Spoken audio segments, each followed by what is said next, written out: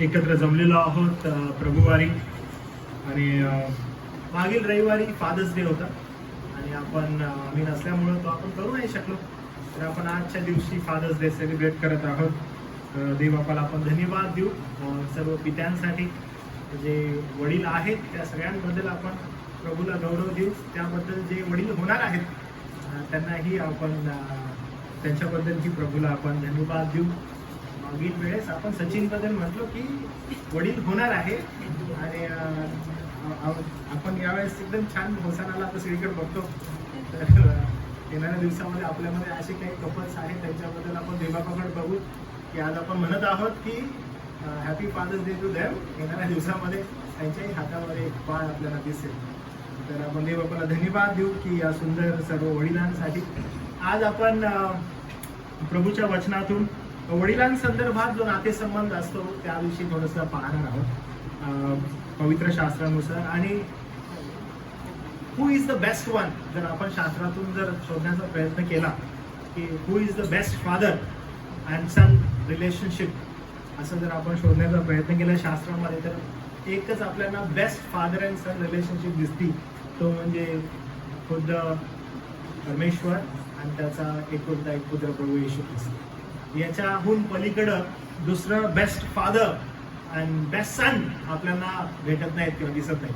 त्यामुळं आज आपण ह्या दोघांकडे वापस जाणार आहोत आणि या दोघांकडून आपण काय शिकणार आहोत, काय आपल्याला समजणार आहे ते आपण पाहून घेणार आहे की किती सुंदर त्यांचं रिलेशन आहे, नातेसंबंध आहे आणि ते नातेसंबंध आज आपल्याला काय शिकवतात. तर ना योहानाचं शुभ वर्तमान याचा 12वा अध्याय जो आपण वाचलेला आहे तिथं मी तुम्हाला घेऊन जातो. योहानाचं शुभ वर्तमान याचा 12वा अध्याय आणि वचन 20 पासून पुढे. इनफॅक्ट ही जी गोष्ट आहे ही गोष्ट इथून चालू होत नाही, तर हे जे शिक्षण आहे हे 10व्या अध्यायापासून चालू आहे. म्हणजे इनफॅक्ट येशू ख्रिस्त जो आहे तो अध्याय 2 वचन 20 पासून त्याची सुरुवात होते, पण विशेष करून अध्याय 10 पासून याची सुरुवात आहे. आणि अध्याय 10 मध्ये आम्ही आता सूचनेमध्ये एक वचन तुम्हाला सांगितलेलं होतं बघा. अध्याय 10 आणि वचन 29, 25, 26, 27 अशी ही जी वचनं आहेत हे वचनांचा उल्लेख मी सूचनांमध्ये केलेला होता.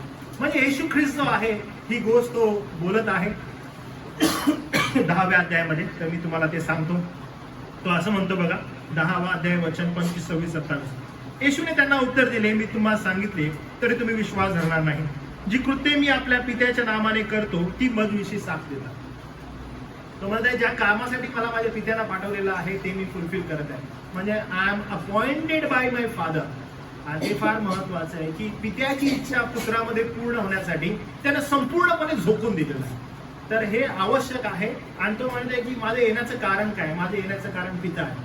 कारण पिता मजमध्ये पूर्ण होत आहे आणि पिता त्याची इच्छा त्याचे संकल्प मजमध्ये पूर्ण व्हायचे आणि त्यासाठी मी आलेलो आहे. आणि तो म्हणतो की जे काही मी करत आहे ते माझ्याविषयी साक्ष देतात. काय म्हणून की पिता मजमध्ये आहे. जे अपॉइंटमेंट आहे जे मला करण्यात आलेलं आहे ते पित्याकडून आहे. आणि मग 26वा वचन, तुम्ही विश्वास धरीत नाही कारण तुम्ही माझ्या मेंढरातले नाही.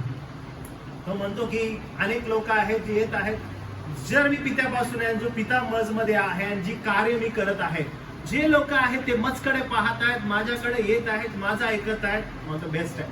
पण जे लोक माझं ऐकत नाहीये येशू ख्रिस्त क्लिअर करतो कारण ते माझ्या मेंढरातले नाहीये.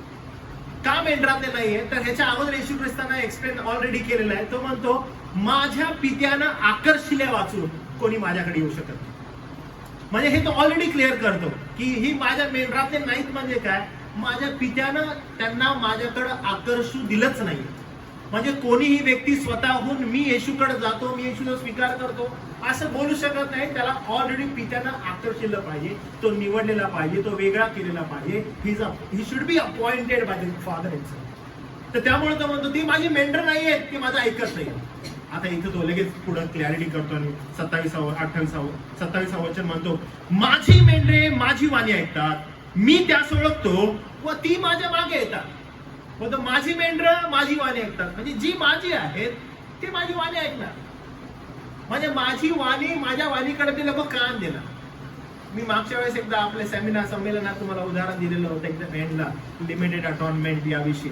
आणि त्यामध्ये उदाहरण देत असताना मी याचा उल्लेख केलेला की काही शेतांमध्ये रात्रीच्या समयी मेंढरं जी आहेत ते घेऊन जाणारे धनगर असतात. ओके, वेगवेगळ्या ठिकाणी वेगवेगळ्या पद्धतीनं जे मेंढपाळ आहे ते आपली मेंढरं चारत असतात. म्हणजे जर आपण जर युनानी, ज्याला आपण ग्रीक म्हणतो, या लोकांमध्ये गेलो आणि मेंढरांना ते कसे पाळतात किंवा ते मेंढरांचे कसं संगोपन करतात हे जर बघितलं, आणि आपल्या महाराष्ट्रामध्ये जे धनगर लोक आहेत, धनगर समुदाय आहे, जी मेंढरं पाळतात, ह्यांच्यामध्ये थोडासा डिफरन्स आहे बरं का. त्यांची पाळण्याची पद्धत, त्यांची मेंढरांना नेण्याची पद्धत आणि आपली वेगवेगळी. आपल्या इकडं त्या मेंढरांबरोबर कुत्री असतात आजूबाजूला, आणि कुत्री त्यांच्या मागं फिरत असतात, त्यांना मेंढरे तिकडे चालले, त्यांना ते मार्गदर्शन करतात. त्या ठिकाणची पद्धत वेगळी आहे. पण मेंढरं आणि मेंढरांचं पालन पोषण करण्याचं जे काही दृष्टिकोन आहे तो मेंढपाळाचा बिलकुल समान आहे. इनफॅक्ट काय की जेव्हा कधी एखाद्या शेतामध्ये खताची गरज असते त्यावेळेस हे जे शेतकरी बांधव आहेत ते धनगरांना कॉन्टॅक्ट करतात आणि त्यांना म्हणतात की अहो मेंढपाळ लोक, तुम्ही एक काम करा, रात्री आमच्या शेतात येऊन तुमची मेंढरं बसवा, म्हणजे आमच्या शेताला चांगलं शेतखत मिळेल. आणि मग आणि एकच मेंढपाळ नाही तर अनेक मेंढपाळांना ते लोक आपल्या शेतामध्ये आमंत्रित करतात, आणि मग ते येतात आणि रात्री आपली मेंढरं किंवा दिवसा आपली मेंढरं जी आहे ती पूर्ण दिवस त्या ठिकाणी बसवतात. तुम्हाला माहिती आहे, याचा शेतकरी त्यांना पैसा पण देतो. म्हणजे रात्रभर मेंढरांना शेतात ठेवल्यानं शेतकरी त्यांना पैसा देतो, कारण त्यांचं खत फार इम्पॉर्टंट आणि फार महत्वाचं आहे पिकासाठी. आणि मग हे सगळे 1-2 मेंढपाळ आले, तिसरा मेंढपाळ आला, 4था मेंढपाळ आले, हे सगळे जण एका ठिकाणी बसले आणि त्यांची मेंढरं एकमेकांमध्ये मिक्स झाली. आणि जेव्हा मेंढपाळ बाजूला जातो आणि आपल्या मेंढरांना आवाज देतो, आपल्या मेंढरांना बोलवल्यावर समजा एक 80-90 मेंढर एका ठिकाणी आहेत त्या मेंढपाळाची, त्याच्यामध्ये इतराची 100 मेंढर मिक्स झालेली आहेत, ते सगळे एका ठिकाणी बसलेत. 80 मेंढरावाला बाजूला जातो आणि मेंढरांना हाक मारतो की या रे माझ्या मेंढरांनो. तर त्यामधून ते 80 मेंढर बाहेर येतात आपल्या मेंढपाळाकडे, आणि मग त्याचं उदाहरण प्रभू येशू ख्रिस्त देतो आणि म्हणतो, जी माझी मेंढर आहेत ती माझी वाणी ऐकतात. म्हणजे असंख्य लोक आहेत, अनेक लोक आहेत, त्यामधून प्रभू म्हणत आहे माझी मेंढर माझी वाणी ऐकतात, आणि जी माझी नाहीये ती माझ्या मेंढरातलीच नाहीये असं. आणि ह्याचं एक्सप्लेनेशन येशू ख्रिस्तानं ऑलरेडी केलेलं आहे की माझ्या पित्यानं आकर्षित वाचून कोणी माझ्याकडे. काय रिलेशनशिप आहे बघा या दोघांचं. ज्यावेळेस प्रभू येशू ख्रिस्त या पृथ्वीवर होतो, योहानाच्या शुभवर्तमानामध्ये चॅप्टर 2 आणि वर्स 2 पासून इथून सुरुवात होते की काय सुरुवात आहे की पहा, माझ्या पित्यानं मला अपॉइंट केलेलं आहे, पाठवलेलं आहे, माझी वेळ यायची आहे. ज्यावेळेस काना येथील लग्न असतं आणि काना येथील लग्नामध्ये घडलेला हा समय आहे, आणि ज्यावेळेस मरिया जाऊन सांगते की तो जे म्हणत आहे ते तुम्ही ऐका, त्याच्याकडे लोक येतात आणि त्याच्याकडे लोक म्हणतात की बाबा आता काय करायचंय, आणि येशू ख्रिस्त म्हणतो माझी वेळ अजून आली नाहीये. आणि जर तुम्ही आपण हे वाचत चाललो माझी वेळ नाही येणं म्हणजे काय, तर अध्याय 2 वचन 4, अध्याय 4 वचन 21, अध्याय 7 वचन 30, अध्याय 8 वचन 20, यामध्ये वारंवार येशू ख्रिस्त वेळेसंदर्भात बोलतो. वेळेसंदर्भात का म्हणत आहे, कारण त्याला त्याच्या पित्यानं एका पर्टिक्युलरली कामासाठी या पृथ्वीवर पाठवले, आणि ह्यासाठी पित्यानं पाठवल्यामुळं तो फार फोकस्ड आहे की माझा पिता मला जे काही काम सांगत आहे, जे काही मला अपॉइंट केलेलं आहे ते मला पूर्ण करायचं, आणि त्यासाठी तो आलेला आहे. आता 12व्या अध्यायामध्ये विशेष करून अनेक गोष्टी आहेत ज्या आपण नोट डाऊन करू शकतो ह्या रिलेशनशिप मध्ये. पण 12वा अध्याय काय माहिती आहे काय, 12वा अध्याय एक पेन आहे एका मुलाचा, येशू ख्रिस्ताचा एक पेन आहे ह्या ठिकाणी. आणि तो पेन काय आहे तो मला तुम्हाला समजावून सांगायचं, म्हणजे शिकण्यास आपल्याला मदत होईल. बघा तो काय म्हणत आहे. 20वं वचन, 12वा अध्याय आणि 20व्या वचनापासून पुढे. सणा उपासना कराव्यास आलेल्या लोकांपैकी काही हेलनी होते. आता काही लोक सण मनवण्यासाठी त्या ठिकाणी आलेले आहेत, आणि याच्यामध्ये काही हेलनी म्हणजे कोणते परराष्ट्रीय लोक. आणि हे परराष्ट्रीय कोण आहे, तर आपण जर खालचं वचन वाचलं तर आपल्याला थोडीशी क्लॅरिटी येते. 21वा वचन वाचलं तिथं असलेले त्यांनी गालिलातील बेथसेदाकर फिलिप याच्याजवळ येऊन विनंती केली की महाराज येशूला भेटावे असे आमच्या मनात आहे. आता हे लोक कोण आहेत, हेलनी म्हणजे परराष्ट्रीय लोकांना येशूला भेटायचं आहे. का भेटायचं आहे, तर याच्याकडे संदर्भात जर विचार केला, बेथसेदेकर जो फिलिप आहे, आणि बेथसेदेकर फिलिप नंतर आंद्रियाकडे जातो, आणि आंद्रिया आणि फिलिप मिळून मग येशूकडे जातात पुढच्या वचनातील. तर हे नेमकं काय आहे? तर हेलेनी जे आहेत, ह्या हेलेनांनी स्वतःला यहुद्यांमध्ये कन्वर्ट करून घेतलेलं आहे, असे हे हेलेनी आहेत. हे हेलेनी कोण आहेत? ज्यांनी स्वतःची सुलता करून घेतली, पण स्टील ते हेलेनी आहेत. म्हणजे त्यांच्याकडे पाहण्याचा जो दृष्टिकोन आहे तो हेलेनी म्हणूनच आहे. आणि हेलेन्यांनी एखाद्या यहुदी व्यक्तीला जाऊन भेटावं यासाठी फार म्हणजे त्याला करेज लागतं. जर आपण नोट डाऊन केलं पुन्हा एकदा तर पहा, हेलेनी येऊन फिलिप, आता ह्या ठिकाणी फिलिपाची क्षमता बघा किती आहे. फिलिपाची क्षमता काय आहे की Philip cannot go directly to Christ, Yeshu. Okay, Yeshu जवळ तर डायरेक्ट जात नाही, कारण याची क्षमता काय आहे की नाही यार कोण जायगा, कसं जाणार येशू जवळ. आता ह्या फिलिपाची क्षमता बघा. आणि हेलेनी येऊन फिलिपाला काय बोलतायत? हेलेनी येऊन फिलिपाला बोलतायत महाराज. म्हणजे जर आपण नोट केलं, येशूकडे जायचंय आणि येशूकडे जाण्यासाठी ते अप्रोच कुणाला करतात? फिलिपाला. आणि फिलिपाला जाऊन काय बोलतात? महाराज. फिलिप स्वतः कोण आहे की मी येशूजवळ जाऊ शकतो का? नाही. तर येशू ख्रिस्ताचं स्थान काय बघा की फिलिप काय करतो? फिलिप जातो आंद्रिया जवळ आणि आंद्रिया जाऊन म्हणतो ते काही लोक आले त्यांना येशूला भेटायचं. देन क्षमता बघा, आंद्रिया आणि फिलिप दोघे एकत्र येतात, ते स्वतःला गिफ्ट देतात आणि चला आता येशू. का एवढं गंभीर आहे? कारण हेलेन्यांनी, परराष्ट्रीयांनी येशूकडे जावं, येशूसाठी बोलावं. कारण का यहुदी आणि जे परराष्ट्रीय आहेत यांनी संबंध प्रस्थापित करणं योग्य आहे का? नाही. मी तुम्हाला मागच्या वेळेस पण एकदा सांगितलेलं होतं की यहुद्यांनी परराष्ट्रांबरोबर संबंध प्रस्थापित करत त्यांनी बोलणं हे त्यांच्यासाठी अपमानास्पद, कठीण, ते मान्यच नव्हतं. आणि म्हणून हे लोक काय करतात की शक्ती संपादन करत आहेत आणि जातात येशूला म्हणतात की काही लोक आहेत जे तुला भेटू इच्छितात, ते हेलेनी आहेत पण.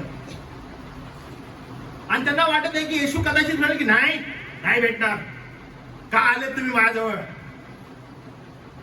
का असं बोलताय तुम्ही हेलेन्यांना भेटायचं.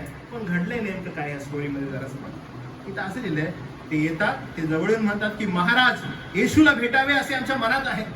फिलिपाने येऊन आंद्रियाला सांगितले आणि आंद्रिया व फिलिप यांनी येऊन येशूला सांगितले, दोघांनी मिळून. आणि आंद्रिया आणि फिलिप हे दोघं येऊन येशूला सांगतात. येशूला सांगितलं, येशूने काय केलं बघा. येशूने त्यास म्हटले, मनुष्याच्या पुत्राचे गौरव होण्याची वेळ आली आहे. पुन्हा तो आता या ठिकाणी वेळ, आर, हा वेळ नेमका कोणता आहे? हा वेळ आहे मनुष्याचा पुत्र वधस्तंभावर जावं, मनुष्याचा पुत्र मरावं आणि मनुष्याच्या पुत्रानं स्वर्गी पुन्हा पित्याजवळ जावं. आणि म्हणून तो म्हणतो की मनुष्याच्या पुत्राची वेळ आली आहे. वेळ हा जो शब्द आहे ना, हा शब्द वारंवार व्यवहाराच्या सुवर्तमानामध्ये वापरण्यात आलेला आहे. कोणता? वेळ. अजून माझी वेळ नाही, हा मग अजून वेळ यायची आहे, गौरव होण्याची वेळ आहे, एक्झॉल्टेशन ज्याला आपण म्हणतो ते होणं आवश्यक आहे, त्याची वेळ आलेली आहे. लुक्र सुवर्तमानामध्ये पण हे लिहिलेलं आहे. काय लिहिलेलं आहे? यरुशलेमेकडे त्याने दृष्टी वर करून म्हटले, आता माझी गौरव होण्याची वेळ आली आहे. आज म्हणजे यासाठी अपॉइंटेड आहे हा मुलगा, त्याचा एकुलता एक मुलगा या वेळेसाठी अपॉइंटेड आहे. आणि या वेळेसाठी अपॉइंटेड असल्यामुळं तो त्याच्या पित्याला थोडंही म्हणजे लेफ्ट अँड राईट करत नाहीये.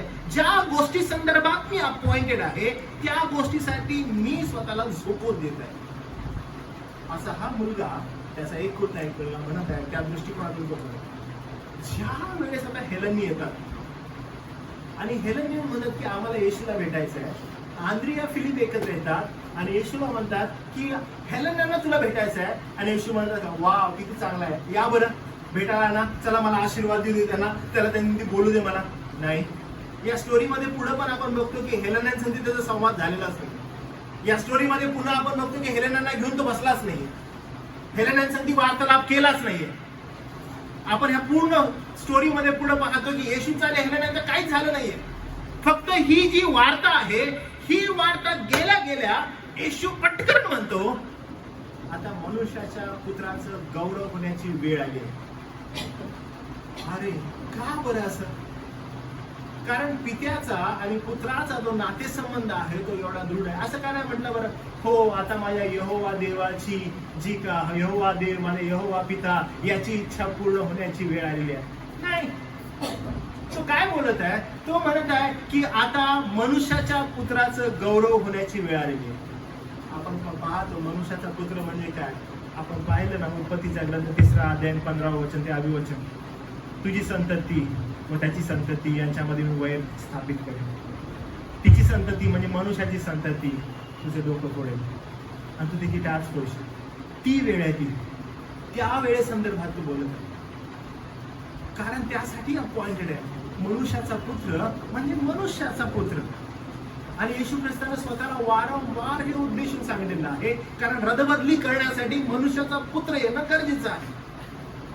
आणि मरियेच्या गर्भामध्ये झालेला हा जो मुलगा आहे हा पवित्र आत्म्यापासून झालेला होता, कोणत्याही पुरुषाच्या संपर्काशिवाय. आणि त्यामुळे त्याचं एकमेव ध्येय होतं की ज्यानं त्याला त्या गर्भामध्ये टाकलं, ज्यानं त्याला विशेष उद्देशाने ह्या जगामध्ये आणलं, त्याची इच्छा पूर्ण करा. आणि त्याला हे ठाऊक होतं की हे फार पेनफुल आहे. त्याला येणाऱ्या सर्व गोष्टी ठाऊक होत्या. म्हणून जेव्हा हेलननी त्याजवळ येतात, त्याला समजतं की आता हेलननी येत आहे म्हणजे ज्या गोष्टीसाठी मी अपॉइंटेड आहे, जे मी बोललेलो आहे की I will build my church, हे जे चर्च आहे हे फक्त यहुद्यांसाठी नसणार आहे, हे आता एक्सटेंड होणार आहे. आणि it will extend till the people. कुठले लोक आहेत की जे बाहेरले, जे हेलनी, जे परराष्ट्रीय, जे विदेशी. आणि त्यामुळे जेव्हा ते येतात आणि ते बोलतात की आम्हाला भेटायचंय, येशू म्हणतो की आता घटका आलेली आहे. दिस इज द साइन. काय म्हणून की आता माझी वेळ जवळ आलेली आहे. मग तो जाऊन म्हणत नाही हो या आता हेलेनांना तुम्ही बोलतो नाही, तो शिष्यानं म्हणतो आता माझी वेळ जवळ आलेली आहे. ज्या गोष्टीसाठी मी अपॉइंटेड आहे, ज्या गोष्टीसाठी मला अपॉइंट केलेलं आहे ती वेळ आलेली आहे. कारण हेलेननी आता माझ्याजवळ येत आहे. आता हे साईन आहे. मग तो उदाहरण देतो, वचन 24. मी तुम्हाला खचित सांगतो. इंग्लिश मध्ये लिहिलंय वेअरली. मी तुम्हाला खचित सांगतो, गव्हाचा दाणा जमिनीत पडून मेला नाही तर तो एकटाच राहतो, आणि मेला तर बहुत पीक देतो. अहो आजूबाजूला लोक काय समजत आहेत माहित नाही. येशू ख्रिस्त त्याच्या मरणासंदर्भात सांगत आहे. तो म्हणतो गव्हाचा दाणा जिवंत आहे तोपर्यंत काय पीक दे, मेला तर भरपूर पीक देतो. काय बोलत आहे हा? काय सांगत आहे हा? कुणाविषयी बोलत आहे हा? कारण का फक्त आम्ही त्याला सांगितलं की हेलेनांना तुला भेटायचंय. आम्ही फक्त येऊन ह्याला बोललो की अरे हेलेनी आले तर तुला भेटायचंय. हा काय वार्ता करतोय? हा काय बोलत आहे की आता वेळ आलेली आहे? हा काय म्हणत आहे की गव्हाचा दाणा जिवंत आहे तोपर्यंत काही पीक देत नाही, मेला तर बहुत पीक देतो? काय बोलत आहे हा? आम्ही ह्याला फक्त सांगितलं की हेलेनी भेटायला आलेले आहेत. हा काय बोलत आहे? तो इथेच नाही थांबत, तो लगेच पुढे असं म्हणतो बघा, जो आपल्या जीवावर प्रीती करतो तो त्याला मुकेल, आणि जो या जगात व आपल्या जीवावर द्वेष करतो तो त्याचे सार्वकालिक जीवनासाठी रक्षण करेल. काही वेळा अगोदर मी तुम्हाला सांगितलं येशू ख्रिस्ताची सेम गोष्ट की तुमच्या प्रायोरिटीज ठरवतील की तुम्ही कशाच्या मागे चाललेला. या पृथ्वीवर राहण्याचा, या पृथ्वीवर असण्याचा तुमचा आणि माझा उद्देश नेमका काय? येशू ख्रिस्त या ठिकाणी फार क्लिअर करत आहे गोष्ट.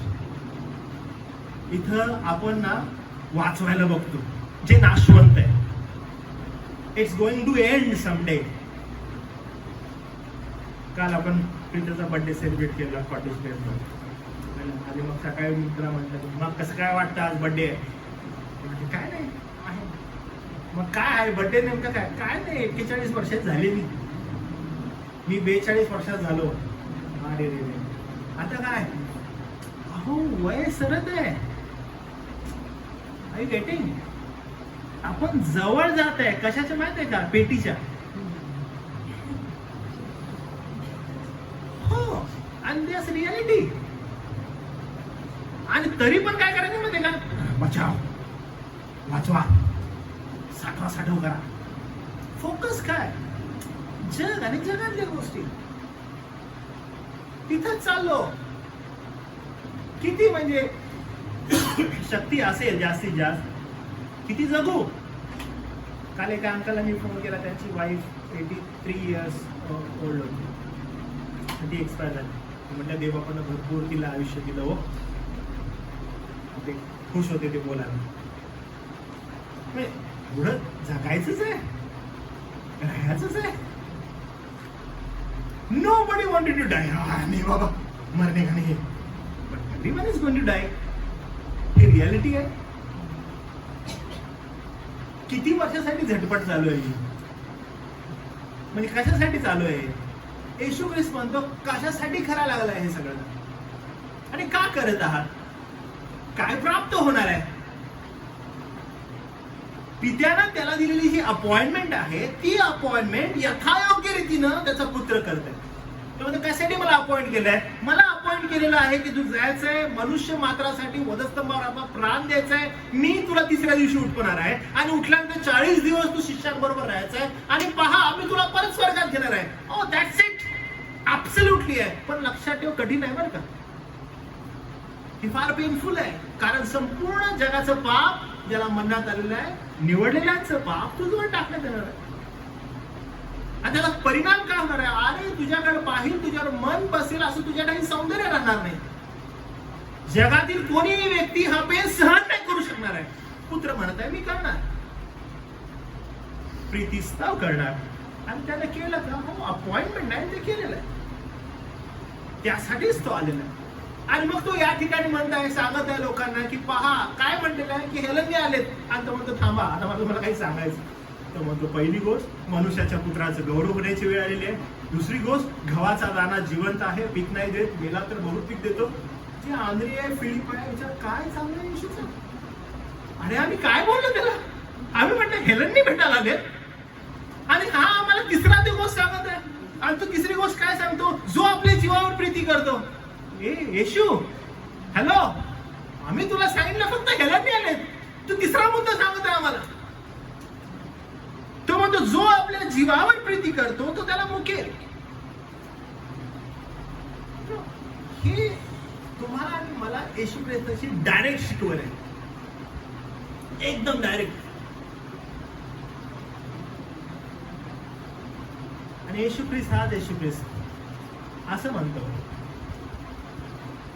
माझ्या राज्यासाठी कोण उपयोगाचा? तो म्हणतो जो आपल्या घरादाराचा द्वेष करतो, आपल्या पत्नीचा द्वेष करतो, आपल्या लेकरा बाळांचा करतो, बहीण भाऊ आई वडील यांचा द्वेष करतो, जो त्यांच्यावर प्रीती करतो तो माझ्या राज्याचा उपयोगाचा नाही. मग अनेकदा आपण म्हणतो हो एवढं थोडी असतं असं द्वेष वगैरे करणं. येशू ख्रिस्त म्हणतो हा. आणि ती कठीण जातं लोकांना. पण लक्षात घ्या पित्याची पुत्रासाठी असणारी जी अपॉइंटमेंट आहे ती अपॉइंटमेंट त्यानं पाहिलेली आहे आणि त्या दृष्टिकोनातून तो पुढे निघाले. आणि म्हणून तो म्हणतो जो आपल्या जीवावर प्रीती करतो तो त्याला मुकणार आहे. तो त्याला ही रियालिटी आहे. जे काही तुमची आणि माझी धावपळ आहे, उठणं आहे, जागणं आहे, बसणं आहे, झोपणं आहे, एव्हरीथिंग व्हॉट यू डू. म्हणून दावीद राजा म्हणून तुम्ही पहाटे उठता, उशिरा विश्रांती घेता, कष्टाचं अन्न खाता, म्हणजे व्यर्थ आहे, सगळं व्यर्थ म्हणतो तो. जे त्याच्या लोकांना पाहिजे लागेल ते झोपेत देतो तुम्हाला. किती कठीण आहे. तो म्हणतो तो आपल्या जीवाला मुकेल. तो म्हणतो आणि जो या जगात आपल्या जीवाचा द्वेष करतो, म्हणजे वेदना, पेन, जग ज्या फोर्सने चाललंय, तो म्हणतो मला नाही जायचंय जग मध्ये वेड्यात काढताय. तू काय तुला समजत नाही, तुला कळत नाही, वेड्यात काढत आहे. म्हणतो नाही मला नाही फॉलो करायचंय. तो म्हणतो त्याचे सार्वकालिक जीवनासाठी रक्षण करील तो. आणखी आवश्यक आहे तुम्हाला डिसाईड करायचंय की तुम्हाला नेमकं काय हवंय. सार्वकालिक जीवनासाठी तुमचं रक्षण हवंय का जीवाला मुकणं हवंय? ही जी काही धावपळ आहे, आपला जो काही हा प्रवास आहे, जो काही आपलं स्ट्रेच आपण करत आहोत त्यासाठी करायला लागलो. का करत आहोत हे सगळं? कारण हे आयुष्य, ह्या जगातील आयुष्य कुठेतरी थांबणार आहे. It's going to end somewhere. जे थांबणार नाहीये ते एव्हरलास्टिंग आहे, जे सार्वकालिक आहे. जे सार्वकालिक आहे त्याच्याकडे पाहून तो फोकस ठेवून पुढे जाण्याचा प्रयत्न करा. पण या जगातील मोह, लाभ, वासना याच्या जर मागं लागला ह्याचा नाश आहे. आम्ही नाही यातले, तुमची कृती दाखवते. आम्ही हे नाही करत, तुमचं फळ दाखवते. आम्ही असे नाही आहे, हो तुमचं जीवन बोलू दे त्यासाठी. पण जर नाही बोलत आहे त्याचा नाश अटळ आहे. ज्याचा नाश होणार नाहीये, ते सार्वकालिक जीवन आहे. त्याचं प्रोटेक्शन कोण करेल? खुद्द परमेश्वर. पर्सिव्हरन्स ऑफ सेंट्स तुम्ही शिकलेत ना? संतांचं जतन कोण करतं? खुद्द देव. कारण का? हे संत कोण आहेत? अहो, ज्यांनी या जगाचा द्वेष केला आणि ह्या जगानं त्यांचा केला. कधी कधी आजूबाजूच्या परिस्थितीनुसार लोकांना आपण जरा सांभाळून घ्यावं म्हणून आपण त्यांच्या होला हो मिळवतो. जगातील गोष्टींमध्ये हा आपण हे करूया असं बोलतो आणि त्यांच्या फ्लो मध्ये जातो. नाही, जे ख्रिस्ताचे आहे ते जगाच्या विरोधात उभे राहतात. त्यांना हा प्रश्न असतो की मी एकटा आहे, मी एकटी आहे, की माझ्यासाठी अजून लोक आहे. स्टँड फर्म होतो कारण ख्रिस्त तिच्या बरोबर. घाबरत नाही गोष्टींना. म्हणतो की माझी प्रायोरिटी, माझी प्राथमिकता नेमकी काय आहे. पुढं आपण ज्यावेळेस पाहतो, जर कोणी माझी सेवा करील तर त्याने मला अनुसरावे असे येशू म्हणतो. आता कोणत्या गोष्टीत अनुसरावं? पहा, पित्याची पुत्राला असणारी अपॉइंटमेंट. आणि तो ना लेफ्ट बघतो ना राईट बघतो. तो फक्त म्हणतो माझ्या पित्याने मला जे अपॉइंटमेंट केलेली आहे, आय फॉलो दॅट. मी ते फॉलो करणार आहे. त्या गोष्टीनुसार मी पुढे चाललेलो आहे आणि तिथंच तू जात आहे. आणि येशू ख्रिस्त म्हणतो, हो कोण माझी सेवा करू इच्छित का? सगळ्यांना वाटतं हो आम्ही पण करायला पाहिजे, आम्ही पण करायला पाहिजे. देवाची सेवा करायची आहे का आपल्याला? हो आम्हाला करायची, आम्हाला करायची. येशू ख्रिस्त काय म्हणतो माहिती आहे? माझं अनुसरण करा. अनुसरण करणं म्हणजे काय? अहो त्याने डिनाय केलं. ज्या लाभदायक त्याला ह्या जगातील गोष्टी होत्या त्याने डिनाय केलं.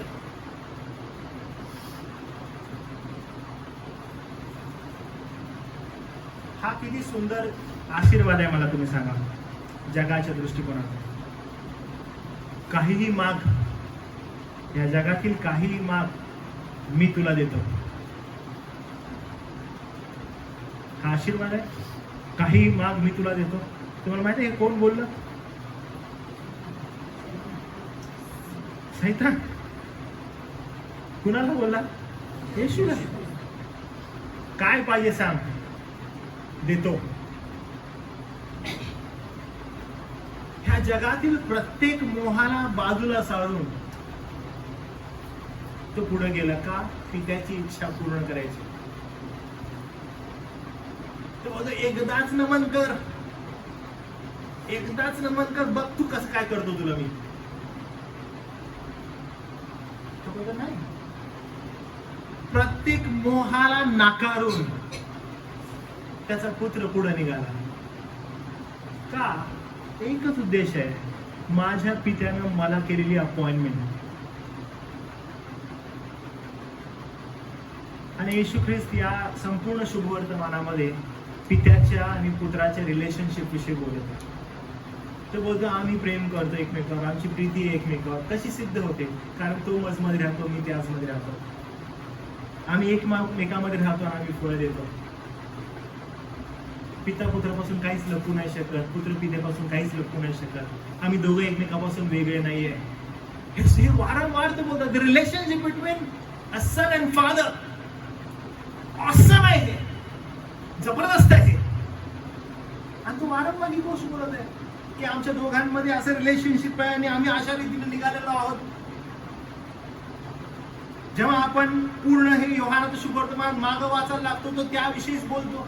जेव्हा आपण पुढे जातो 16वा अध्याय 17वा अध्याय, आणि तो वारंवार म्हणतो आता मी जाणार आहे, माझ्या पित्याकडे राहणार आहे, मी तुम्हाला एकटं नाही सोडणार आहे. हे सगळं तो सांगत आहे. का बरं? कारण लक्षात घ्या, जशी पिता माझ्यावर प्रीती करतो, जसा पिता माझ्यामध्ये राहतो, तसे तुम्हीही माझ्यामध्ये राहावे असं तो म्हणतो. म्हणजे जी मंडळी आहे ती मंडळी कुणामध्ये असावी? जो पुत्र पित्याची प्रत्येक इच्छा पूर्ण करतो, जी अपॉइंटमेंट आहे ती समजून घेतो, या दृष्टिकोनातून पुढे झालेला आहे, तो पुत्र आता म्हणत आहे तुम्हीही माझ्यामध्ये राहा. म्हणजे काय? मला अनुसरा. तुम्हाला माझी सेवा करायची आहे, तुम्हाला इच्छा आहे माझी सेवा करावी? हो आम्हाला इच्छा आहे प्रभू तुझी सेवा करावी. मग कधी कधी आपल्याला वाटतो आम्ही काही पैसे दिले ना देवाच्या कार्यावर, आम्ही देवाच्या कार्याला दिलं बरं का, बरं वाटलं. हो मी एकदा चर्चला जाऊन बसले, हो खूप चांगलं झालं, मी ना प्रार्थना करायला लागले, मग मी बायबल वाचत आहे, अरे खूप चांगली मी गोष्ट करत आहे. कदाचित कृतींद्वारे आपण तोडण्याचा प्रयत्न करायला. पण येशू ख्रिस्ताला अनुसरणं ही काही सर्वसाधारण गोष्ट वाटली का? नाही. मला अनुसरावे म्हणजे काय? त्याचं उदाहरण फार सुंदर आहे. मत्तेचं सुवर्तमान याचा 16वा अध्याय, मत्तेचं सुवर्तमान याचा 16वा अध्याय आणि वचन 24 पासून पुढे. मग येशू आपल्या शिष्यांना म्हणाला, माझ्या मागे येण्याची कोणाची इच्छा असेल तर त्याने स्वतःचा त्याग करावा व आपला वधस्तंभ उचलून घेऊन मला अनुसरावे. काय म्हणतो? हो मला येशू अनुसरायचंय. कुणाला अनुसरायचंय? मला अनुसरायचं. तो म्हणतो वधस्तंभ घे आणि मला अनुसर. म्हणजे येशूला अनुसरण करणं ही नेमकी काय गोष्ट आहे बरं? तर मग येशूला अनुसरण करायचं आहे, वधस्तंभ घे आणि चल ये मागं. वधस्तंभ घेणं म्हणजे काय? मरण. कुणाचं मरण?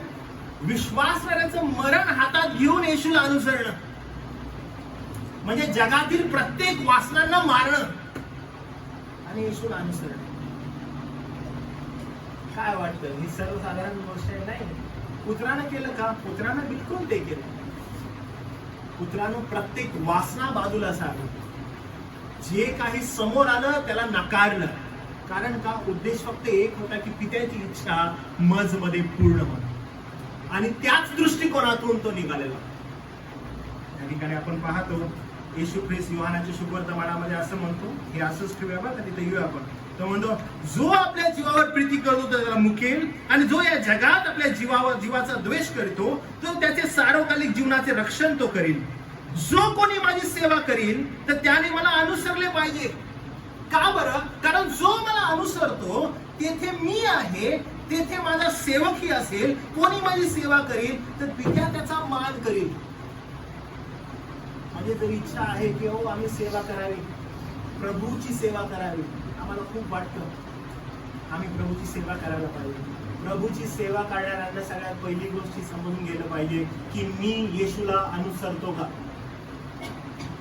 जर मी येशूला अनुसरतो तरच मी त्याची सेवा करू शकतो. जर मी त्याला अनुसरत नाही तर मी त्याची सेवा करू शकत नाही.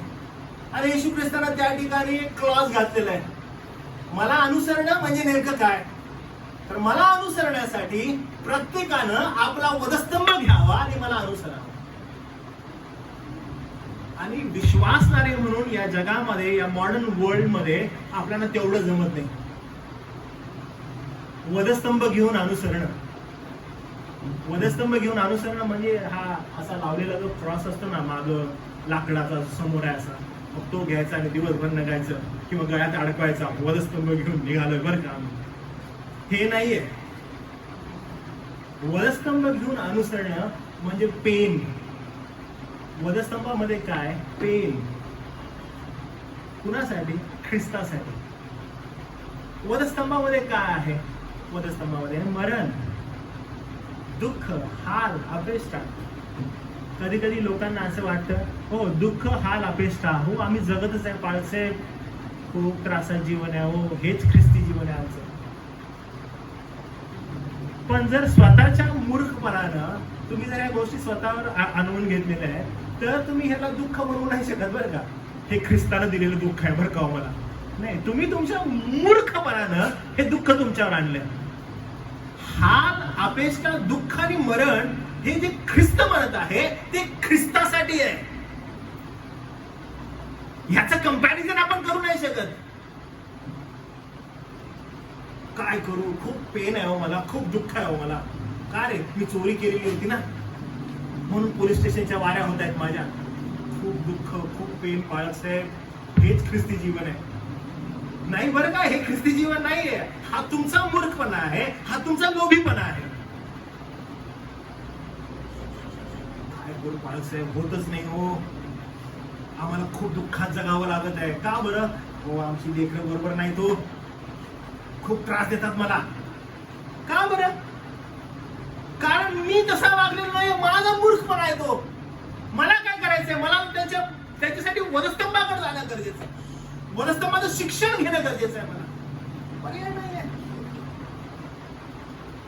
म्हणून आपण इथे कंपॅरिझन करू शकतो का? बिलकुल नाही, बिलकुल कंपेअर नाही करू शकत. माझ्या व्यक्तिगत मूर्खपणाचं मी ख्रिस्ताच्या दुःखाबरोबर आणि त्याच्या पेन बरोबर स्वतःला कंपेअर करू शकतो का? नाही. म्हणून वचनामध्ये लिहिलेलं आहे की जो कोणी मला अनुसरतो त्यानं काय करावा, त्यानं आपला वधस्तंभ घेऊन मला अनुसरावे.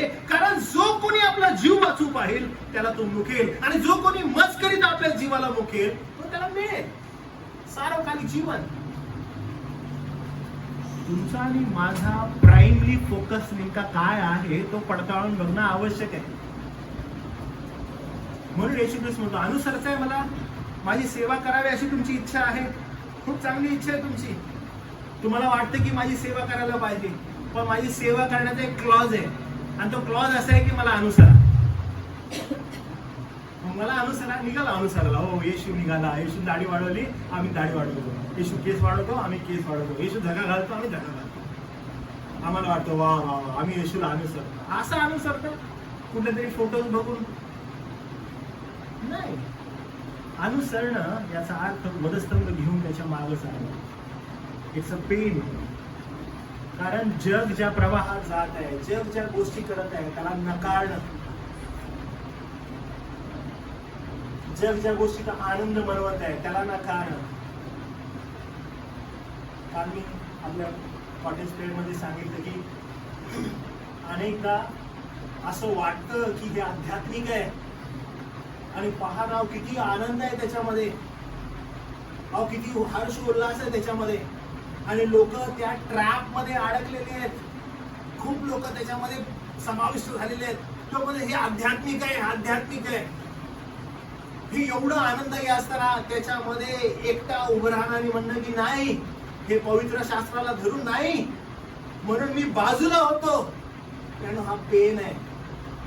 विरोध करणं त्या गोष्टींना. जग म्हणत आहे की हे बरोबर आहे, पण पवित्र शास्त्र म्हणते की नाही, शास्त्रासाठी उभं राहणं.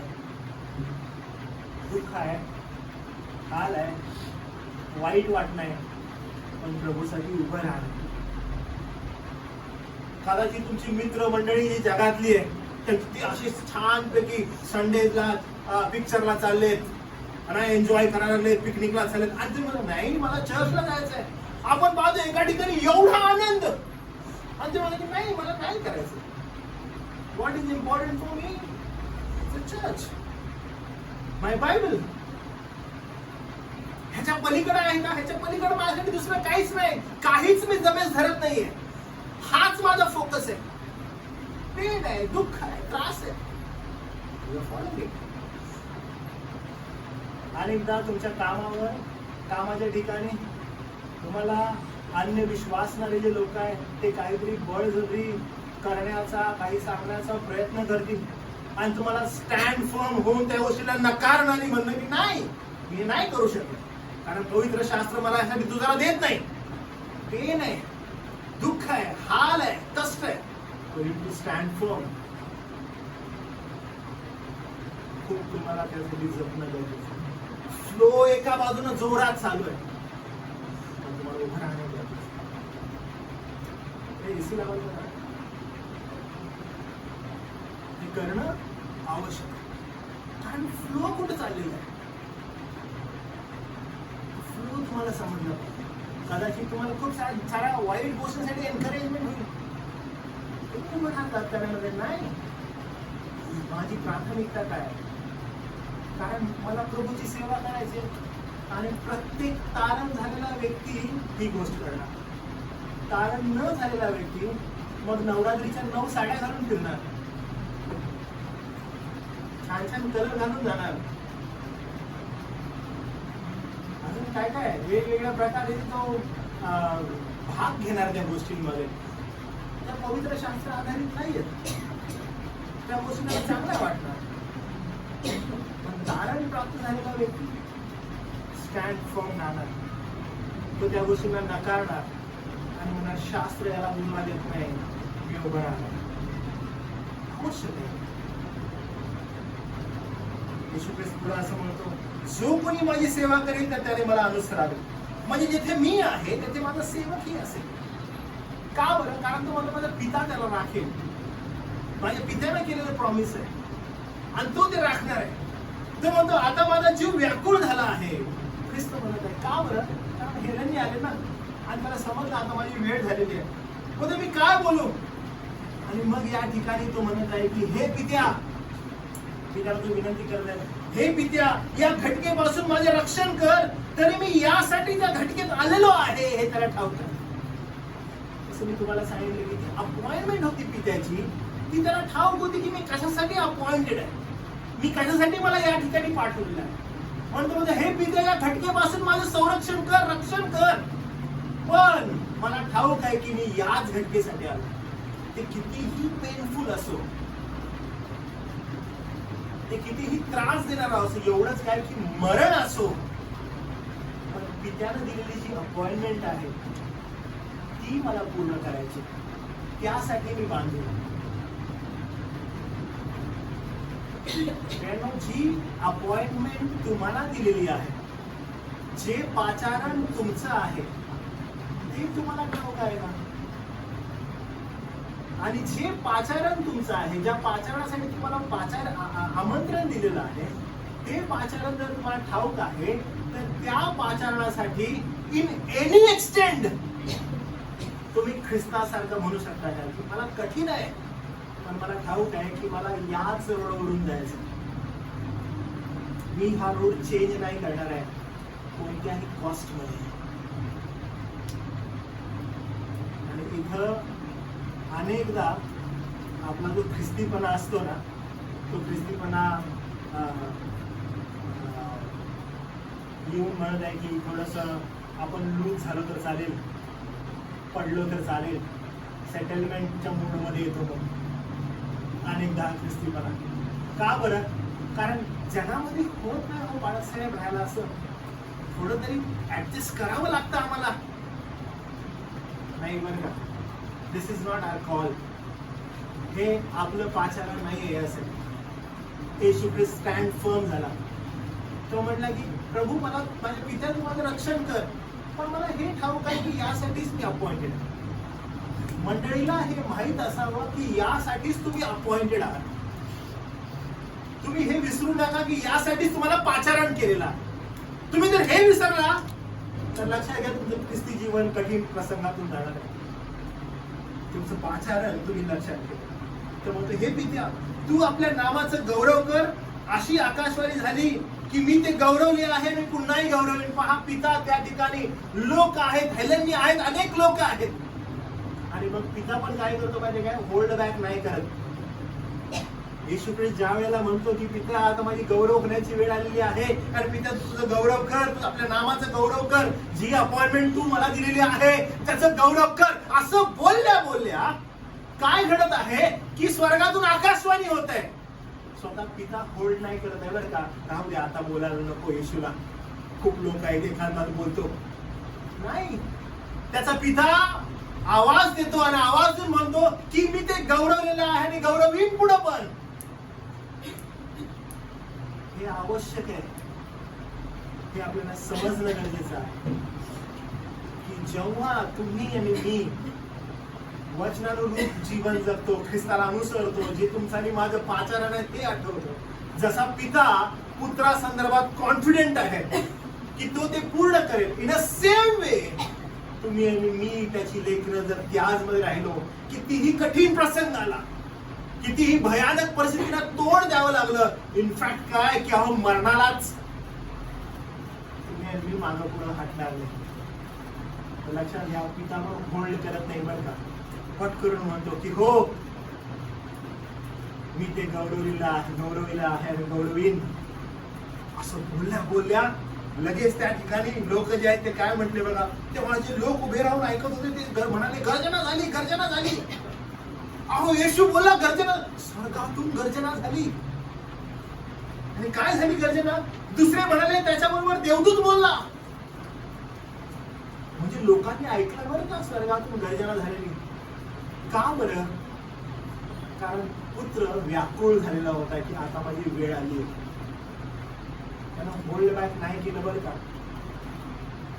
तो म्हटला नाही की ते मरण फार कठीण आहे ते वधस्तंभाचं, नॉर्मल मरण नाहीये, मला नाही मरायचं, जाऊ दे ना. नाही, जी अपॉइंटमेंट आहे ती अपॉइंटमेंट करण्यासाठी मी आलेलो. पुढे म्हटलेलं आहे बघा, येशूने उत्तर दिले, ही वाणी मजसाठी नाही तुम्हासाठी झाली आहे.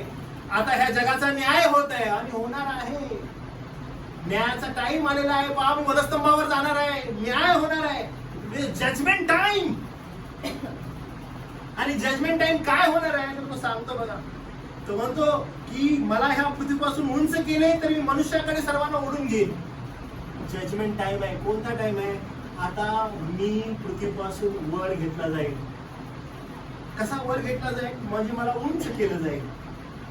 हा जो शब्द आहे ना, हा शब्द त्या काळच्या सगळ्या लोकांना ठाऊक होता बरं का. उंच केलं जाणं म्हणजे काय? पृथ्वीपासून उंच केलं जाणं म्हटल्या त्यांना समजलं की हा वधस्तंभाविषयी बोलत. ही एकदम कॉमन गोष्ट होती. उंच करणं कॉमन गोष्ट होती. काय? वधस्तंभाविषयी बोलत आहे. उंच करणं कॉमन गोष्ट काय? मरणाविषयी बोलत आहे. ऍज सून ऍज तो म्हणतो ना की मनुष्याच्या पुत्राला उंच करायचं आहे, मला पृथ्वीपासून उंच केलं जाईल आणि उंच केल्यावर मी आकर्षून घेईन माझ्या लोकांना. असं बोलल्या त्या ठिकाणी काही लोक उभे होते. तो म्हणतात, आपण कोणत्या मरणाने मरणार हे सुचवण्याकरिता तो असे बोलला. असं बोलल्या यास्तव लोकांनी त्याला विचारले, ख्रिस्त तर सर्व काळ राहील असे आम्ही नियमशास्त्रातून ऐकले आहे. आम्ही तर ऐकलेलं आहे ख्रिस्त सर्व काळ राहणार आहे, आणि तू मरायच्या गोष्टी कशा काय करायला लागलायस? नियमशास्त्रात दिलेलं आहे की त्याचं साम्राज्य अनंत काळासाठी राहील, सार्वकालिक जीवनापर्यंत राहील, ते कधी संपणार नाही, असं आमच्या वाचनात आहे, असं लिहिण्यात आलेलं आहे. तू कसं काय म्हणतोस की उंच केलं जाईल म्हणून? तर मनुष्याच्या पुत्राला उंच केले पाहिजे असे आपण कसे म्हणता? हा मनुष्याचा पुत्र आहे तरी कोण? अरे काय बोलत आहेस तू? मरणाची वार्ता करत आहेस. येशू ख्रिस्त फर्म आहे. त्यासाठी माझ्या पित्यानं मला जे अपॉइंट केलेलं आहे, माझ्या पित्यानं मला जे सांगितलेलं आहे की तुला या कारणासाठी जायचं आहे, येशू फोकस्ड आहे त्यासाठी. यावरून येशूने त्यास म्हटले, आणखी थोडा वेळ तुम्हामध्ये उजेड आहे, तुम्हास अंधाराने गाठू नये म्हणून तुम्हास उजेड आहे तोपर्यंत यामध्ये चाला. कारण जो अंधारात चालतो त्याला आपण कुठे जातो हे कळत नाही. जोपर्यंत प्रकाश आहे प्रकाशामध्ये चाला.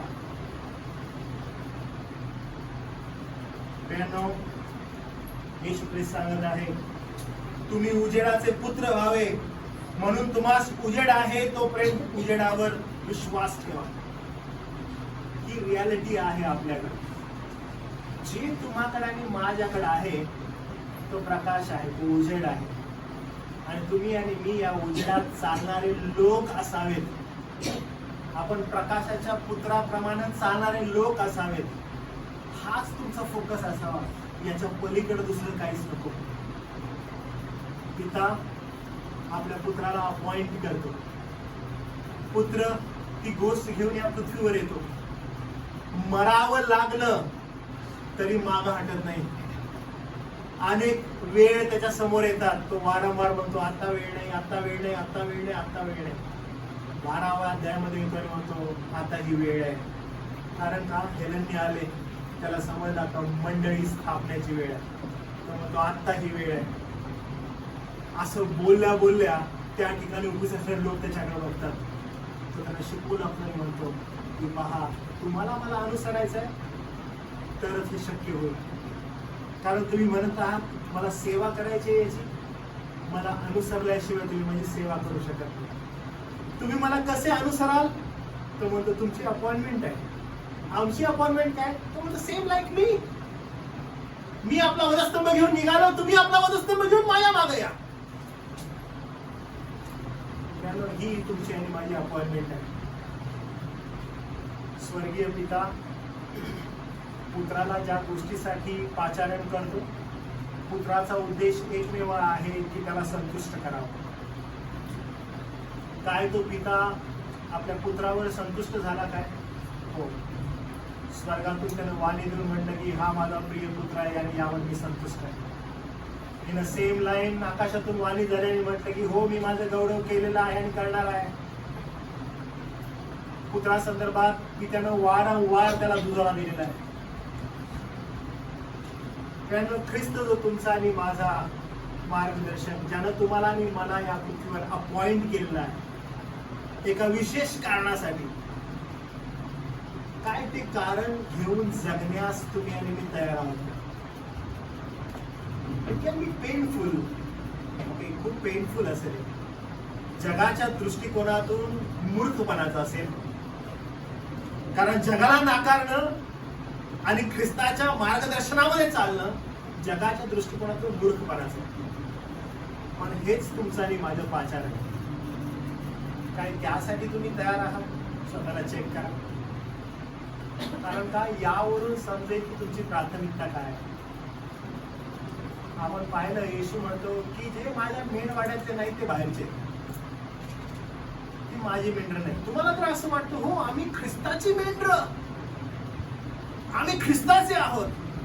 मग ख्रिस्ताचे आहोत एकच त्यातून बाहेर येतात ते असं आहे, माझी मेंढर माझी वाणी ऐकतात. एकदम क्लिअर आहे ती गोष्ट. येशू ख्रिस्त म्हणतो माझी मेंढर माझी वाणी ऐकत आहेत. त्यासाठी त्यांचं पाचारण आहे. चेक करा तुम्ही त्याचे आहात का. जर त्याचे आहात त्याचं ऐका. कारण कितीही मोठं दुःख, त्रास, संकट तुमच्यावर आलं तरी तुम्ही मागं नाही हटणार. कितीही जास्त तुमचा कम्फर्ट झोन असेल, त्या कम्फर्ट झोन मधून तुम्ही बाहेर आला आणि म्हणाल की नाही आम्हाला ख्रिस्ताचं ऐकायचं. एकदम संपत असताना, कारण ही गोष्ट माझ्यावर फार इम्पॅक्ट केली आहे. मला कधी कधी वाटायचं की मीच थोडासा रॅडिकल आहे, विक्षिप्त आहे, कृष्णापेक्षा अजून कोण आहे असं मला माहित नव्हतं. मी त्यावेळेस संमेलनामध्ये क्वेश्चन आन्सर सेशन होता आणि कृषी समिती होते आपल्या, आणि ज्यावेळेस ते आपल्या प्राथमिकतेविषयी बोलत होते, ख्रिस्ताच्या कमिटमेंट विषयी आपला क्वेश्चन आन्सर चालू होता. आणि त्यावेळेस त्यांनी मंडळी संदर्भात म्हणाले की तुम्ही राहता मंडळीपासून किती दूर, आणि काहीतरी म्हणाले हो आम्ही थोडंसं दूर राहतो किंवा काय. ते म्हणाले की मी शिकवत असतो की जर तुम्हाला असं वाटतं की तुमची प्राथमिकता किंवा तुमचा वेळ ख्रिस्त आणि ख्रिस्ताच्या शिक्षणाऐवजी अन्य गोष्टींकडे आहे, तुम्ही कदाचित खूप दूर राहता. त्यांनी सांगितलं की आपली घरं विका आणि जिथं तुमचं चर्च आहे तिथे तुम्ही या जवळ. आणि ज्यावेळेस मी ते ऐकलं त्यांना दोनदा विचारलं की हे ट्रान्सलेट करू का म्हणून, आणि त्यांनी म्हटलं हो हे करा, कारण हे गरजेचं आहे, कारण हे शास्त्र आहे. त्यांना आवश्यक आहे की आपण कुठल्या झोन मध्ये अडकलो. कारण जर तुम्ही या जग आणि जगातल्या सर्कलमध्ये अडकलेला आहात तर हे समजून घ्या, डेफिनेटली नाश अटळ आहे. नाश अटळ आहे. कुठल्या झोन मध्ये अडकलात, कशाच्या मागे चाललात आणि काय मिळवू इच्छिता, काय प्राप्त करून घेणार आहात आणि किती वर्ष. येशू ख्रिस्त या वचनामध्ये म्हणतो माझा पिता जो मला अनुसरतो त्याला राखील. मग ख्रिस्त हे जे अभिवचन देतो तो त्याला राखील, म्हणजे ना तो त्याला राखले. जर बाबा दुःखामध्ये तू कष्टामध्ये आणि पेन मध्ये मी तरी तुला राखतो असं आहे ते नाही. गॉड हिमसेल्फ, सोवरिन गॉड, तो जर तुम्हाला राखतो तर तुम्हाला ह्या जगामध्ये राखत असताना असं वाटतं की मेलेलं मुक्तलेलं असं जीवन तो तुम्हाला देईल नाही. He will make you secure. पण कळू तर द्या की तुमची प्राथमिकता तो आहे. कृतीवरून समजतच नाही तुमची प्राथमिकता तो आहे, तर तुम्हाला कसं राखेल बरं. पिता पुत्राचं रिलेशन हे अद्भुत आहे. त्याला ठाऊक होतं की हे माझं येणारं जे मरण आहे हे तात्पुरतं आहे, मग माझी गौरव होण्याची वेळ आली आहे. ओ मी मरणार आहे, तू माझं रक्षण कर, पण मी याच वेळेसाठी अपॉइंटेड आहे. पिता माझं गौरव करेल. पित्यानं गौरव केलं का? हो, वधस्तंभावर गौरव झाला. इथंच थांबलं का? नाही. अहो, मरणावर त्यानं विजय मिळवला. तो बाहेर आला. पित्यानं गौरव केला का? हो. कुठं? स्वर्गलोकी बसवलं. कुणाजवळ? आपल्या जवळ. का? फोकस फार क्लिअर होता. जो मला अनुसरतो पिता त्याला राखील. किती जबरदस्त कॉन्फिडन्स आहे आपल्या पित्यावर. फक्त जाताना आम्ही जे वडील आहेत त्यांना फक्त एक गोष्ट सांगतो. तुम्हाला माहित आहे येशू आपल्या पित्यावर एवढा निर्भर का होता? Because he is capable to rely on you. की त्याच्यावर मी विसंबून राहू शकतो. पित्यानो, मला तुम्हाला फक्त एक गोष्ट सांगायची होतं. तुमची लेकरं तुमच्यावर रिलाय व्हावेत. तुम्ही काही पैसे देता म्हणून, त्यांना अन्न पुरवता म्हणून नाही बरं का. आध्यात्मिक मार्गदर्शनासाठी रिलाय व्हावे असं व्यक्तिमत्व तुम्ही बनवणं फार आवश्यक आहे. कारण आपली अपॉइंटमेंट त्यासाठी आहे. अनेक पुरुषांना असं वाटतं, मी दरवेळेस हे सांगत असतो, की आम्ही बाहेर जाऊन कष्ट करतो, पैसा कमवतो, म्हणजे आम्ही काहीतरी खूप भारी काम करतो. हे साफ चुकीचं आहे. यानं पुरुषाचं काम नेमकं हे आहे की त्यानं पवित्र शास्त्राचं शिक्षण घ्यावं आणि आपल्या लेकरांना यथायोग्य वचनाचं मार्गदर्शन करावं. ज्या कोणाच्या स्त्रिया बाहेर जाऊन हे करतात, माझा दोष सरळ त्या पुरुषांवर असतो की त्यांनी यथायोग्य रीतीनं आपल्या पत्नीला वचनाचं शिक्षण दिलं नाही, म्हणून त्या बाहेर जाऊन स्वतः धडपड काहीतरी करत आहे आणि अन्य मार्गातून जे ख्रिस्तानं वचनात शिकवलेलं नाही अशा गोष्टी करण्याचा प्रयत्न करतात. पुरुषाची अपॉइंटमेंट आहे की त्यानं काय करावं? वचनाचं शिक्षण घ्यावं आणि आपल्या पत्नीला वचनाचं शिक्षण द्यावं. पत्नीनं आपल्या लेकरा बाळांना वचनाचं शिक्षण द्यावं. कष्ट करणं, घाम गाळणं. पुरुषांना तुम्हाला काय माहित आहे? पापाचा परिणाम आहे. पाप केलं आणि पापाचा परिणाम हा झाला की पहा, तू निळ्याच्या घामानं कष्ट करून खाशील आणि पृथ्वी तुला काय देईल, जमीन तुला काटे कोसळतील. हे तुला आणि मला करणं आहे. मला आता घाम आला म्हणून म्हटलं एसी, मला हे करणं भाग आहे. माझी अपॉइंटमेंट नाही यासाठी. मला भिंगरी लावण्यासारखं फिरणं, आपल्या कुटुंबासाठी एकजूट करणं माझं काम आहे. हे यासाठी मी अपॉइंटेड आहे. यापासून मी पळू शकतो का? नाही. एक पुरुष म्हणून मला हे करायलाच पाहिजे. इन अ सेम लाईन स्त्रियांनो, हा मेसेज तुमच्यासाठी आहे. पहा, तुम्ही काम करत असाल, काम करणाऱ्या स्त्रिया आहेत त्यांना मला तुम्हाला सांगतो, तुम्ही काम करत असाल फाईन, पण ते काम तुमच्या डोक्यात जाऊ देऊ नका. कारण तुम्ही यासाठी अपॉइंटेड नाही आहे बाहेरचं काम करायला. तुम्हाला माहित आहे तुमचं मेन काम काय? तुमचं मेन काम आहे आपल्या मुलाबाळांना योग्य शिक्षण देणं, त्यांना वचनाच्या मार्गदर्शनामध्ये चालवणं. That is your first priority. आणि मग त्यांच्या एकजुटीसाठी त्यांना जर काही मदत हवी तर तुम्ही आपल्या पतीला हेल्प करू शकता. तुमची अपॉइंटमेंट लक्षात घ्या काय, कारण यासाठी आपण आलेलो आहोत ख्रिस्ती जीवनामध्ये. त्यामुळं वरचढ कोणत्या गोष्टीला करायचं, कोणत्या गोष्टीला नाही करायचं हे समजून घ्या. अनेकदा असं वाटतं मी माझ्या नवऱ्यापेक्षा खूप जास्त कमवते, नवरा आहे, समजून घ्या असं नाहीये. ते वचनानुसार जी अपॉइंटमेंट आहे ती नेमकी काय आहे, ती आपल्याला काय शिकवत आहे त्याकडे तुमचं लक्ष असू दे.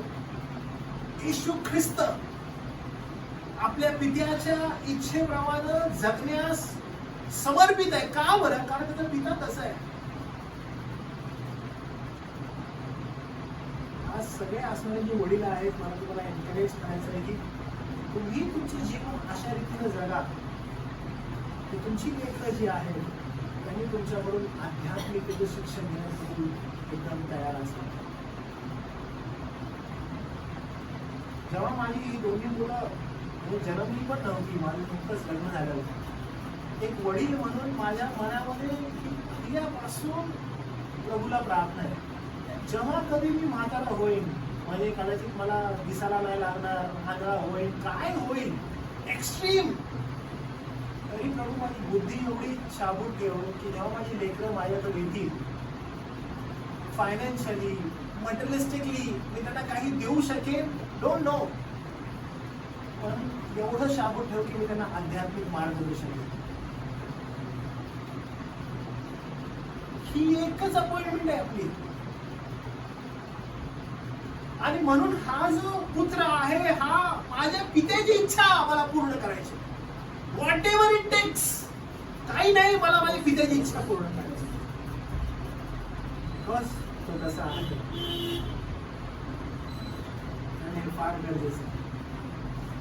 तिथं तुम्ही आणि मी कधीच मिस आउट नाही आहोत, कारण पुत्र आपल्या पित्याची इच्छा पूर्ण करण्यासाठी मरणाकडे जाताना म्हणतो, जो कोणी आता माझी सेवा करू इच्छितो त्यान मला अनुसरण करा. आता अनुसरण करणं, वचनानुसार पाहणं, त्याचं शिक्षण घेणं. कदाचित जगाचा प्रवाह एका रीतीनं जात आहे आणि त्या रीतीच्या दुसऱ्या बाजूला तुम्हाला म्हणायचं आहे, म्हणायचं की नाही, हा जगाचा प्रवाह आहे, या प्रवासासाठी मी जाणार. या प्रवासासाठी माझी विनंती आहे प्रभूला की त्याने तुम्हाला आणि मला सहायता करावी, मदत करावी आणि एनकरेज करावी. प्रभूला आपण या वचना संदर्भात गौरव देऊया, प्रार्थना करूया. प्रभू आम्ही तुला